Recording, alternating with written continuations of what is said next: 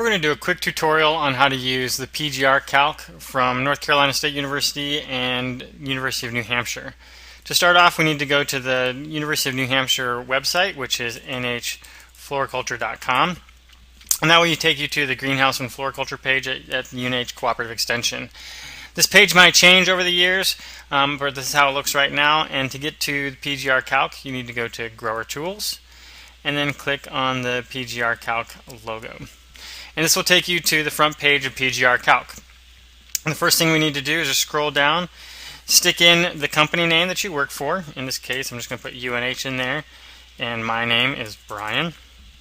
I'm going to select a PGR that I want to apply, and then I also have to put an application method. And you may know that some PGRs can be applied as a spray and a drench, and some can only be applied as a spray. PGRCALC knows which PGRs those are. So if you select, say, B9, you can only select a spray method. Now, if we choose Piccolo, which we're going to use in this example, we can do a spray or a drench by parts per million or a drench by milligrams of active ingredient. So to move on, we just choose a date. Today's date is November 14th. I'm going to choose the crop cultivar. For our example, it's just petunia. And in the notes, I'm actually just going to leave location and notes blank at this time. Go ahead and submit that, and we go to our next page, and we can see the choices that we made earlier on. And then we also change the cost per quart of this PGR. I'm going to leave that be for right now, but if you know the cost of your PGR, or if you care how much the cost of your PGR is for your application, you can change this to reflect your costs. I'm not so concerned about it today, but I do know that I want to have a 15 part per million Piccolo spray.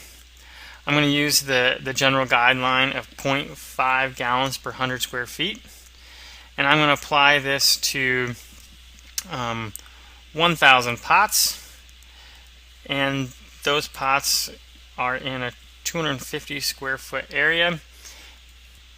And for the average pot canopy, I'm just going to put 4 inches here. And then as we click off of this, we can scroll down. We see that we get this volume measure table that all the calculations are done for us, and it's given to us in a number of different units of volume, whichever you're most comfortable with, either fluid ounces per gallon, milliliters per gallon, or milliliters per liter.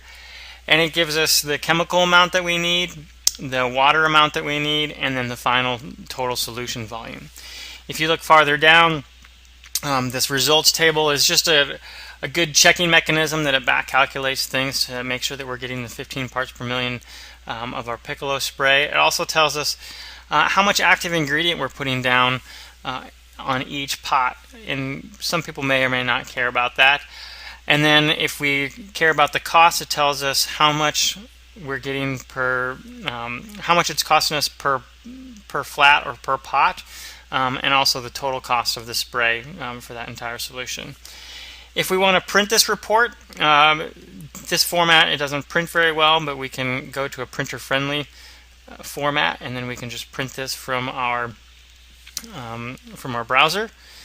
Or if you hit print PDF, you can save that as a file on your computer to email to a client or to another grower in your greenhouse, or just to save for your records. If you want to rerun the calculator, do not use your back arrows here.